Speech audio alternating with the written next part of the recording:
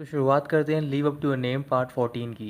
यंगकियोंग operation theatre में होती है और वहाँ पर वो सर्जरी करी होती है उस बैगर की। तो फिर उसे उसके हार्ट में एक नीडल मिलती है। यंगकियोंग उस नीडल को निकालती है और उसे देखने के बाद बोल रही होती है कि इस नीडल को स्लैंड डाला गया है, तो फिर ये किसी ऐसे ने डाला जिसे कि एक्यूपंक्चर नहीं आता है। एम पुलिस स्टेशन में होता है और वहाँ पर ऑफिसर उसे बता रहा होता है कि जो पेशेंट है वो सर्जरी में है। अगर उसे होश आ जाएगा और उसने गवाही दे दी तुम्हारे फेवर में तो फिर हम उन्हें छोड़ देंगे। बट प्रॉब्लम ये है कि आज से 20 साल उनके ऊपर भी एक और केस आया था ऐसा ही। उन्होंने अपने क्लिनिक में से एक मेडिसिन प्रिस्क्राइब करी थी पेशेंट को और उसकी मौत हो गई थी। फिर इसके बाद हेम यून के उनके ग्रैंडफादर से मिलने के लिए जाता है जेल में और उनसे पूछ रहा होता है कि आज से 20 साल पहले क्या हुआ था। ग्रैंडफादर हेम से बोल रहे होते हैं कि तुम्हें ये जानने की जरूरत नहीं है और तुम्हें एक बात ध्यान से सुननी है कि मैं बिल्कुल ठीक हूँ। तुम्हें किसी भी चीज़ से वीक नहीं होना है और ना ही किसी की बात सुननी है, और सबसे इंपॉर्टेंट बात तुम ये मत भूलना कि तुम डॉक्टर क्यों बने हो। सर्जरी करने के बाद यूनगंग हॉस्पिटल के रिसेप्शन पे जाती है और वहाँ पर पूछ रही होती है इस पेशेंट के बारे में। तो फिर वहाँ पर जो नर्स होती है उसे बता रही होती है कि इस पेशेंट की कोई भी डिटेल नहीं है हमारे पास। फिर वहाँ पर एक डॉक्टर आता है और वो यनकंग को उस आदमी का कोड देता है। जब यनकंग कोड चेक करती है तो फिर उसके अंदर एक टैबलेट निकलती है और वो टैबलेट्स होती हैं एस्प्रिन की। फिर वहाँ पर एक ऑफिसर भी आता है और वो विक्टिम की गवाही लेने के लिए आया होता है। तो फिर यनकंग उसे दिखा रही होती है वही एस्प्रिन की टैबलेट्स। ऑफिसर पूछ रहा होता है कि ये किस चीज़ के लिए है। तो फिर यनकंग उसे बता रही होती है कि वो पेशेंट ये टैबलेट खा रहा था और इस वजह से जो उसकी ब्लीडिंग थी वो बंद नहीं हो रही थी। इसके बाद वो ऑफिसर को उस आदमी का एक एक्सरे दिखाते हुए बता रही होती है कि जो नीडल डाली गई है वो स्लैंड डाली गई है और जो डॉक्टर उस पर एक्यूपंक्चर अप्लाई कर रहे थे वो करीबन 50 सालों से एक काम कर रहे हैं। उन्होंने ऐसी मिस्टेक आज तक नहीं करी है। तो फिर ऑफिसर पूछ रहे होते हैं कि तुम्हें कैसे पता। फिर यनको बताती है कि वो मेरे ग्रैंडफादर हैं। फिर वो ऑफिसर यनको को अपने साथ लेकर जाकर उससे बात कर रहे होते हैं। यू जे अभी वहीं से गुजर रहा होता है। तो फिर नर्स से पूछ रहा होता है कि ये ऑफिसर यहाँ पर क्या कर रहा है और ये यनको से क्या बात कर रहा है। फिर वो यू जे को बता रहे होते हैं कि अभी कुछ देर पहले एक पेशेंट आया है जिसपे कि एक्यूपंक्चर अप्लाई कर रहा था कोई, और उसने गलती से एक नीडल उसके हार्ट में डाल दी थी। यूजहा पूछ रहा होता है कि वो डॉक्टर कौन, उसका क्लिनिक कहाँ पे है, वो इतना लापरवाह कैसे हो सकता है। तो फिर उसे बता रहे होते हैं कि जिसकी तुम बात कर रहे हो वो क्लिनिक है हेमेंसु, और जो डॉक्टर है वो है युरकों के ग्रैंडफादर। पुलिस स्टेशन में हेम को पता चलता है कि पेशेंट को होश आ गया है। तो फिर वो ऑफिसर के साथ हॉस्पिटल पहुंचता है। हॉस्पिटल पहुंचने के बाद ऑफिसर हेम को रोककर बोल रहा होता है कि ये कोई ऐसी कार नहीं जिसे जब तुम चाहो तब तुम राइड कर सकते हो। के बाद वो हॉस्पिटल में जाते हैं। तो फिर ऑफिसर उस रूम में जाता है जहाँ पर वो पेशेंट होता है। हेम यनकुंग के पास जाता है। तो फिर यनकुंग उससे पूछ रही होती है कि जो आज पेशेंट आया है ये वही होमलेस पर्सन है जिसका हमने इलाज करा था, क्या ये सब ग्रैंडफादर ने किया है। तो फिर हेम मना करता है और बोल रहा होता है कि तुम्हें डरने की कोई जरूरत नहीं, क्योंकि ग्रैंडफादर को कुछ भी नहीं होगा। ऑफिसर उस आदमी से उसकी स्टेटमेंट ले रहा होता है। तो फिर वो आदमी ऑफिसर से बोल रहा होता है कि मैं एक्यूपंक्चर लेने के लिए गया था और जब मैं लेने के बाद वहाँ से जा रहा था तभी मैं बेहोश हो गया। उसके बाद मुझे कुछ भी नहीं पता और मैं सिर्फ एक विक्टिम ही हूँ। हेम और यनगुंग भी वहीं पर होते हैं। तो फिर हेम गुस्से में उस आदमी से बोल रहा होता है कि तुम झूठ बोल रहे हो, ये सब नहीं हुआ था। वो आदमी हेम से बोल रहा होता है क्या तुम ये कहना चाहते हो कि ये सब मैंने अपने आप ही किया है। और वैसे भी जब वो एक्यूपंक्चर अप्लाई कर रहे थे तो फिर उनके हाथ शेक कर रहे थे। तभी हेम को यू जिहा के ग्रैंडफादर के बारे में याद आ रहा होता है और उन्होंने बोला होता है कि पावर और पैसा किसी को भी ट्रैम्पल कर सकते हैं। इसके बाद हेम वहाँ से चला जाता है। तो फिर वो यू जिहा के ग्रैंडफादर से मिलने के लिए जाता है और वो अपने ऑफिस में होते हैं। ऑफिस में पहुंचने के बाद वो उनसे पूछ रहा होता है कि आपने ये सब क्यों किया। तो फिर ग्रैंडफादर बोल रहे होते हैं तुम्हें पता है कि मैंने क्यों किया है। हेम पूछ रहा होता है क्या ये सब आपने मेरी वजह से किया है। तो फिर वो बोल रहे होते हैं कि ये बात प्रॉपर नहीं है कि मैंने सब तुम्हारी वजह से किया है, बल्कि मैं उस हेवेंसू क्लिनिक को आसानी से हटाना चाहता था और तुम वैसे भी काफ़ी टैलेंटेड डॉक्टर हो एक्यूपंक्चर में, तो फिर मैं चाहूँगा कि तुम मेरी हेल्प करो। हेम बोल रहा होता है मुझे पता है कि आपको पैसा बहुत ज़्यादा पसंद है और मुझे भी, बट मैं आपके लिए काम नहीं करूँगा। ये कहकर वो वहाँ से जाने लग जाता है। तो फिर ग्रैंडफादर उससे बोल रहे होते हैं तुम्हें पता है कि तुम्हारी एक गलती क्या कर सकती है। हेम बोल रहा होता है कि आपको चिंता करने की कोई ज़रूरत नहीं क्योंकि मैं उन्हें बचा लूँगा। इसके बाद हेम हॉस्पिटल जाता है। तो फिर वहाँ पर येन क्योंग हेम से बोल रही होती है कि वो पेशेंट झूठ बोल रहा है, तुम्हें तो ये बात पता है। अगर वो ऐसा ही करता रहा तो फिर ग्रैंडफादर के साथ क्या होगा। तो फिर वो हेमकोंग को शांत करवाता है, बोल रहा होता है तुम चिंता मत करो, मैं ग्रैंडफादर को बचा लूँगा। इसके बाद हेम उसी पेशेंट के पास जाता है और उससे बोल रहा होता है क्या प्लीज़ तुम एक बार सच बोल सकते हो, इससे उनकी जान बच जाएगी और तुम्हें भी पता है कि उन्होंने ये सब नहीं किया है और तुम उन्हें कई सालों से जानते हो। वो आदमी बोल रहा होता है कि मुझे इस बारे में कुछ भी नहीं पता है और वैसे भी जब वो एक्यूपंक्चर अप्लाई करते हैं तो फिर तुम्हें भी पता है कि उनके हैंड शेक करते हैं। तभी हेम उस आदमी के सामने नील डाउन हो जाता है और बोल रहा होता है कि मैं आपसे रिक्वेस्ट कर रहा हूँ कि आप सच बता दो। अगर आप ऐसा करोगे तो फिर मैं आपको ब्लेम नहीं करूँगा किसी भी चीज़ के लिए। वो आदमी हेम को वहाँ से जाने के लिए बोल रहा होता है, कह रहा होता है कि अगर तुम ऐसा ही करोगे तो फिर मैं ऑफिसर को कॉल करूँगा और तुम्हें भी अरेस्ट करवा दूंगा कि तुम मुझे थ्रेटन कर रहे हो। हेम कह रहा होता है मुझे पता है कि तुम ये सब पैसों के लिए कर रहे हो और मैं भी पहले पैसों के लिए इलाज करता था, बट मैंने कभी भी किसी पर्सन को अपने नीडल से हर्ट नहीं किया है। वो कोई वेपन्स नहीं है जो कि हमने क्रिएट किए हैं, उन्हें क्रिएट इसलिए किया गया है ताकि हम ह्यूमंस की हेल्प कर सकें। यू जया हॉस्पिटल के बाहर होता है। तो फिर उसे याद आ रहा होता है कि आज से कुछ दिन पहले रात को वही जो पेशेंट था एक आदमी के साथ उसके ग्रैंडफादर से मिलने के लिए आया था हॉस्पिटल में। फिर यू जो है अपनी कार में जाता है और बाहर अपने ग्रैंडफ़ादर का वेट कर रहा होता है। कुछ देर बाद उसके ग्रैंडफ़ादर आ जाते हैं और वहाँ से अपनी कार में चले जाते हैं। जब वो उनका पीछा करता है तो फिर उसे पता चलता है कि वो पुलिस स्टेशन गए हैं युनकोंग के ग्रैंडफ़ादर से मिलने के लिए। वो युनकोंग के ग्रैंडफ़ादर से मिल रहे होते हैं तो फिर युनकोंग के ग्रैंडफ़ादर बहुत ज़्यादा गुस्से में होते हैं और बोल रहे होते हैं कि तुम आज भी बिल्कुल नहीं बदले हो, जैसे तुम 20 साल पहले थे तुम वैसे ही आज भी हो। अब तुम्हें क्या चाहिए? तुमने अपनी लाइफ में बहुत ज़्यादा पैसा कमा लिया है, अब भी तुम्हें पूर्ति नहीं हुई है। जब यहाँ पर मास्टर हेजुन आए थे तो फिर तुमने उनका भी यूज़ किया था ऐसे ही, और तुम वही सेम चीज़ हेम के साथ भी करना चाहते हो। तो चेहा के ग्रैंडफ़ादर बोल रहे होते हैं क्या तुम ये बात नहीं भूले हो? तो फिर यनको के ग्रैंडफ़ादर बोल रहे होते हैं कि ऐसा कुछ भी नहीं है, मुझे अभी भी याद है वो दिन। मुझे नहीं फ़र्क पड़ता कि उस दिन मेरे साथ क्या हुआ था, बट मेरे से ज़्यादा बुरा हुआ था मेरे सन इन लॉ के साथ। इसके बाद यू जेहा ग्रैंडफ़ादर बाहर चले जाते हैं तो फिर वो देखते हैं कि वहाँ पर यू जेहा होता है। यू जेहा उनके पास जाकर बोल रहा होता है क्या आपने ये सब करवाया है? ग्रैंडफ़ादर हाँ बोलते और कह रहे होते हैं कि अब तुम्हें पता ही चल गया है तो फिर तुम्हें पता है कि तुम्हें अब क्या करना है फ्यूचर में।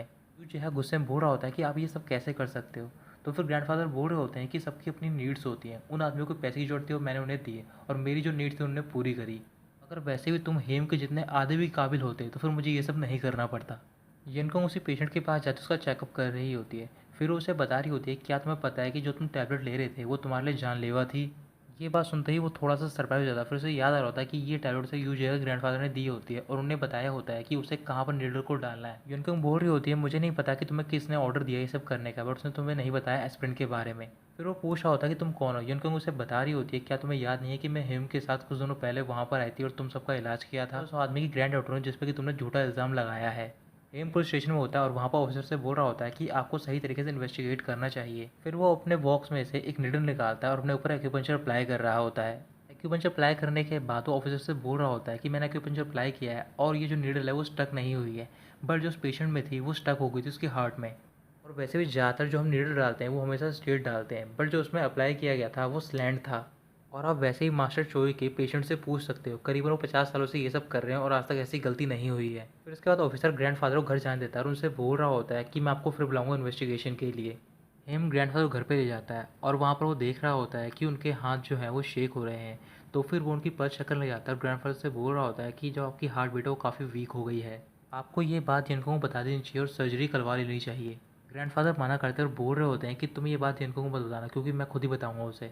इसके बाद हेम अपना टूल बॉक्स निकालता है, उन पर एक्यूपंक्चर अप्लाई करता है ताकि उनकी जो हैंड है वो शेक करना बंद कर दें। एक्यूपंक्चर अप्लाई करने के बाद ग्रैंडफादर उससे बोल रहे होते हैं करीब 50 सालों से मैं यही काम कर रहा हूँ, अब मेरा टाइम आ गया है कि मुझे रेस्ट ले लेना चाहिए। तो फिर इसके बाद वो हेम को वहाँ से भेज देते हैं। थोड़ी देर बाद युनकुंग घर पर पहुँच जाती है तो फिर ग्रैंडफादर के पास जाती है और उन्हें देख के रोने लग जाती है। फिर वो टाइम याद कर रही होती है कि जब ग्रैंडफादर उसके पास से बात करने के लिए आते थे बट वो उन्हें इग्नोर करती थी। फिर उसके पास हेम जाता है उसे शांत कराता है। तो फिर यनकोंग हेम को बोल रही होती है कि मैं अपने ग्रैंडफादर को बहुत ज़्यादा कूल समझती थी क्योंकि वो एक ही नीडल से पेशेंट का इलाज करते थे, बट एक टाइम मेरी मॉम बहुत ज़्यादा बीमार पड़ गई थी और मुझे लगा था कि मेरे ग्रैंडफादर उनका इलाज करेंगे, बट उन्होंने ऐसा नहीं किया। और जब मैं डॉक्टर बन गई तो फिर मुझे पता चला कि मेरी मॉम को टर्मिनल इलनेस थी। ग्रैंडफादर ने तो पूरी कोशिश की थी मेरी मॉम को बचाने की, बट उस टाइम पर मुझे कोई ऐसा चाहिए था जिससे मैं रिजेंट कर सकूँ अपनी मॉम की मौत के लिए। कुछ देर बाद वो अपने रूम में चली जाती है सोने के लिए तो फिर हेम बाहर बैठा होता है और वो उसके ग्रैंडफादर के बारे में सोच रहा होता है। जब हेम हॉस्पिटल पहुंचा होता है ऑफिसर के साथ तो फिर वहाँ पर उसे यूजेहा भी मिला होता है और उसने उससे बोला होता है कि अगर तुम यहाँ पर रहोगे तो फिर मेरे ग्रैंडफादर तुम्हारा यूज़ करते रहेंगे। अगले दिन सुबह हेम जल्दी उठता है और तैयार होकर वहाँ से चला जाता है। फिर कुछ देर बाद यंकुंग भी उठ जाती है और तैयार होकर हॉस्पिटल जा रही होती है। तभी वो देखती है कि बाहर बहुत सारे पेशेंट आए होते हैं इलाज कराने के लिए। तो फिर वहाँ पर जो ग्रैंडफादर के हेल्पर होते हैं वो बोल रहे होते हैं कि आज ये क्लिनिक बंद है। फिर यनको उन दोनों के पास जाती है, पूछ रही होती है कि हेम कहाँ पर है। फिर वो उसे बता रहे होते हैं हमें नहीं पता कि हेम कहाँ पर है, वो सुबह जल्दी तैयार होकर यहाँ से चला गया था। फिर तभी वो अपने ग्रैंडफादर के पास जाती है हेम के बारे में पूछने के लिए। तो फिर ग्रैंडफादर उससे पूछ रहे होते हैं कि हेम कहाँ पर है। यनगंग बोल रही होती है मुझे नहीं पता, मैं तो आपसे पूछने आई थी। तभी उसके ग्रैंडफादर बैठ जाते हैं और वो बोल रहे होते हैं मुझे लगता है कि वो चला गया है, हमें उसे रोकना होगा। फिर वो यनगंग को बुद्ध दिखा रहे होते हैं, बोल रहे होते हैं कि हेम को ये पाथ चूज़ नहीं करना है, अगर उसने ये चूज़ कर लिया तो फिर वो वापस नहीं आ पाएगा। इसके बाद यनकुंग बाहर जाती है और वो हेम को कॉल कर रही होती है, बट उसका कॉल पिक नहीं कर रहा होता क्योंकि इस टाइम पे हेम यूजिहा के ग्रैंडफादर के साथ में हॉस्पिटल पहुंचती है। तो फिर वहाँ पर हेम नहीं होता। फिर उसे वहाँ पर यूजिहा दिखाई देता है और उससे बोल रही होती है कि हमें हेम को रोकना होगा, अगर हमने ऐसा नहीं करा तो फिर वो कभी भी डॉक्टर नहीं बन पाएगा। यूजिहा के ग्रैंडफादर हेम को एक बिजनेसमैन के पास ले जाते हैं। तो फिर वहाँ पर उसकी वाइफ होती है और वो हेम से बोल रही होती है कि अगर तुमने इनका इलाज कर दिया तो फिर जो तुम्हें चाहिए तुम्हें वो मिल जाएगा। इसके बाद हेम उस पेशेंट की पल्स चेक करता है और साथ में स्टमक भी। तो फिर वो अपना नीडल बॉक्स निकालता है और एक्यूपंक्चर अप्लाई कर रहा होता है। एक्यूपंक्चर अप्लाई करते दौरान अचानक से हेम के हाथ कांपने लग जाते हैं। तो फिर वो वहाँ से बाहर भाग जाता है। बाहर पहुँचने के बाद हेम अपने टीचर की बात याद कर रहा होता है। उन्होंने उससे बोला होता है कि अगर किसी दिन तुम्हारे हैंड शेक करने लग जाए तो फिर तुम ये बात समझ जाना कि जो तुम्हारी इंटेंशन है वो काफ़ी ज़्यादा बुरी है। फिर हेम को याद आ रहा होता है कि जब वो जोशन डायनेस्टी में था तो फिर वो किंग का इलाज करने चला गया था, बल्कि एक बच्चे को वहीं पर छोड़कर, और उस दौरान भी उसके हैंड शेक करना स्टार्ट हो गए थे जब वो किंग का इलाज कर रहा था। रात को हेम घर पे पहुंच जाता है तो फिर यंगकोंग वहाँ पर उसका वेट कर रही होती है। वो उसके पास जाती है और उससे बोल रही होती है क्या तुमने डिनर करा है, क्योंकि अभी मैंने भी नहीं करा है डिनर।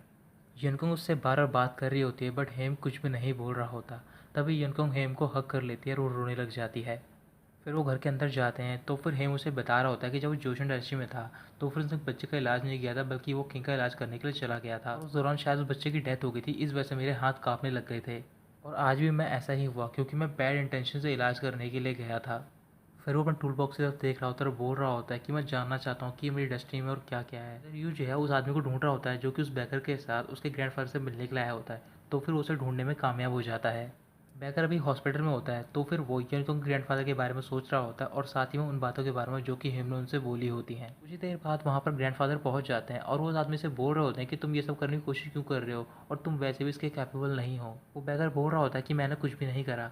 तो फिर गुस्से में ग्रैंडफादर उससे बोल रहे होते हैं क्या तुम्हें पता है कि तुमने अपने आप को हर्ट करने की कोशिश करी है और तुम मर भी सकते थे। मुझे पता है कि तुम ये सब पैसों के लिए कर रहे हो क्योंकि तुम्हारे पर बहुत सारा डेप्ट है, पर तुम ये बात सोचो अगर ये बात तुम्हारे बेटे को पता चलेगी तो फिर उस पर क्या बीतेगी। फिर वो उस बैकर को एक बॉक्स देते हैं और उसके अंदर उसके लिए खाना होता है और उसे देखकर वहाँ से चले जाते हैं। यूजहा के ग्रैंडफादर अपने ऑफिस में किसी से बात कर रहे होते हैं। तभी वहाँ पर यूजहा पहुँच जाता है और वो उन्हें वहाँ पर रिकॉर्डिंग सुना रहा होता है। रिकॉर्डिंग उस बैकर के पार्टनर की होती है और वो बोल रहा होता है कि ये सब करने को हमें आपके ग्रैंडफादर ने बोला है। यंगकोंग ग्रैंडफादर घर पे पहुंच जाते हैं तो फिर वहाँ पर वो हेम से बात कर रहे थे, उसे बता रहे होते हैं मास्टर हेजुन के बारे में जब वो यहाँ पर आए थे। अगले दिन हेम ग्रैंडफादर के साथ पुलिस स्टेशन जाता है तो फिर वो देखते हैं कि वहाँ पर वो सारी ग्रैंड मदर आई होती है जिनका कि वो इलाज करते हैं, और वो सारी यंगकोंग ग्रैंडफादर के फेवर में बोल रही होती हैं, बट किसी तरीके से वो उन्हें वहाँ से भेज देते हैं।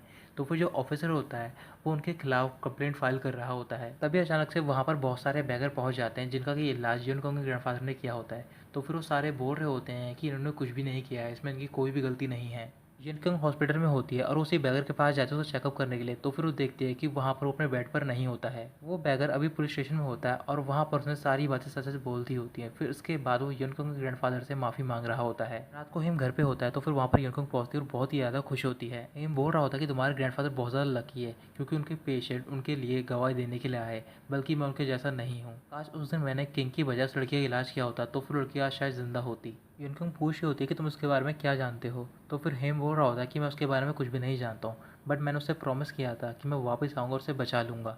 यंगकोंग हेम से बोल रही होती है मुझे पता है कि तुम कौन सी लड़की के बारे में बात कर रहे हो, क्योंकि जब पिछली बार हम गए थे जोशिन डांसी तो फिर वहाँ पर मैं उस लड़की से मिली थी और वो मास्टर हिजून के घर पे थी और उस लड़की का नाम था योनी, और उसने मुझसे बोला था कि डॉक्टर ने मुझसे प्रॉमिस किया है कि वो मुझे बचाने के लिए वापस आएंगे। ये बात सुनते ही हेम थोड़ा सा खुश हो जाता है। फिर वो दोनों अंदर जाते हैं और ग्रैंडफादर से मिल रहे होते हैं।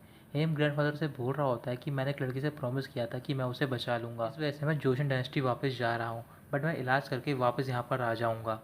ग्रैंडफादर बोल रहे होते हैं कि तुम्हें जोशन डायनेस्टी जाना चाहिए, अपने प्रॉमिस को पूरा करना चाहिए। अगर तुम ऐसा नहीं करोगे तो फिर ज़िंदगी भर ये तुम्हारे ऊपर बर्डन बनकर रहेगा। उसके बाद वो अपने जोशन के कपड़े पहनता है और बाहर जाता है। वहाँ पर गार्डन में यंगकोंग उसका वेट कर रही होती है, वो रो रही होती है। हेम को देखते अपने आंसू पोंछती है। फिर वो हेम के पास जाकर उससे बोल रही होती है क्या तुम्हें एक बार ये बात सोच लेनी चाहिए, अगर मैं तुम्हारे साथ जाऊँगी तो फिर मैं तुम्हारी हेल्प कर सकती हूँ। हेम बोल रहा होता है क्या तुम्हें याद नहीं है कि जब तुम पिछली बार गई थी तो फिर तुम्हारे साथ क्या हुआ था, अगर वो दोबारा ऐसा ही हो गया तो फिर मैं नहीं जी पाऊँगा। यंगकोंग ने हेम का हाथ पकड़ रखा तो बोल रहा होता है कि पिछली बार मैंने गलती से तुम्हारा हाथ छोड़ दिया था, बट इस बार ऐसा नहीं होगा। हेम मुस्कुराने लग जाता है और वो यंगकोंग से बोल रहा होता है कि पहले तुम मुझसे बहुत ज़्यादा कंप्लेंट करती थी कि मैं तुम्हें जोशन डायनेस्टी क्यों लेकर जाता हूँ। यंगकोंग बोल रही होती है कि वो पास्ट की बातें हैं। तो फिर हेम बोल रहा होता है कि तुम एक अकेली वूमन हो जैसे कि मैं प्रिडिक्ट नहीं कर पाता हूँ, इस वजह से तुम यहाँ पर वेट करो, मैं वापस आ जाऊँगा। तो फिर यंगकोंग बोल रही होती है कि तुम हमेशा के लिए चले जाओ और मुझसे ब्रेकअप कर लो। तो फिर हेम बोल रहा होता है कि मैं इस बारे में सोच रहा हूँ। फिर तभी वो यंगकोंग को हक कर लेकर बोल रहा होता है कि तुम चिंता मत करो, मैं बहुत ही जल्द वापस आ जाऊँगा। ग्रैंडफादर अपने रूम में होते हैं और वो बोल रहे होते हैं कि तुम अपनी मर्जी से यहाँ पर वापस नहीं आ सकते हो, ये सब डेस्टिनी का खेल है। ज़रूरी नहीं है कि वो इस बार यहाँ से जा रहा है तो फिर वो वापस ही आ पाए। हेम एक निडर निकालता अपने हार्ट में डाल देता है। इसके बाद वो वहाँ से गायब हो जाता है और जोशन डायनेस्टी में पहुँच जाता है। तो घर के अंदर वापस जाती है और वहाँ पर वो ग्रैंडफादर के पास जा रही होती है। तभी वो देखती है कि ग्रैंडफादर बेहोश हो रखे होते हैं। फिर वो वहाँ पर एम्बुलेंस बुलाती है और उन्हें हॉस्पिटल लेकर जा रही होती है। हेम जोशन डायनेस्टी में पहुँचने के बाद मास्टर हिजनु घर पर जाता है और वो देखता है कि वहाँ पर घर के बाहर बहुत सारी डेड बॉडीज़ पड़ी हुई होती हैं।